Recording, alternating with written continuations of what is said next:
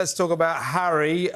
He is in court again. Well, not physically, but he's appealed against the decision not to provide him with armed police protection whenever he comes to Britain. He's appealing against that. I was saying earlier, my view is about 90% of the population of this country would say, go away, you do not deserve frontline royal protection because you are not a frontline royal. You chose to leave. Well, that is the dilemma, and that's what he's arguing against and saying it doesn't matter whether he's left or not, he still could be a security risk. And you can see his argument when it comes to that, because he may not be a working royal, but he's still a member of the family, and should anything happen to him, then that obviously, he could be someone that might be of interest to people along the way. But it is a problem. It is a balancing act for the royal family that once you step back, but the issue is, it's not often you get someone stepping back in such a high profile member of the family.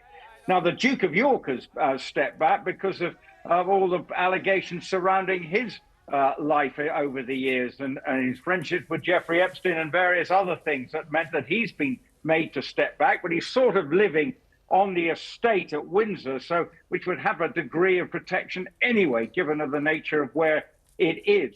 But in Harry's case, it is clearly something that he feels is he deserves to be a special case in this, given the nature of his position within that family. Hence the reason why it's gone to court, because he felt he wasn't given a fair hearing as to try and explain why he should still be afforded a previous level of protection. I mean, is it not the case, actually, that where one would imagine there could be some sort of happy compromise, the difficulty is the legal precedent it would set? We spoke to a guy called Bob from Ludlow earlier, who himself has been an armed protection officer, protecting members of the royal family, and said, well, look, if Harry brings his own security detail, they cannot carry weapons. In order for that to happen, it needs to be a serving member of the Metropolitan Police, and perhaps it could be just one person who plugs into the team, and Harry would pay for it himself. But that leaves then, in terms of a decision being made for Harry, anyone else coming from Hollywood or wherever to say, well, we also want to hire a police officer. And this is the dilemma that they're facing. This, is one rule for him, and what about the other people who, of course, could consider themselves to be at risk if they are a high-profile enough individual, whatever walk of life they may be from.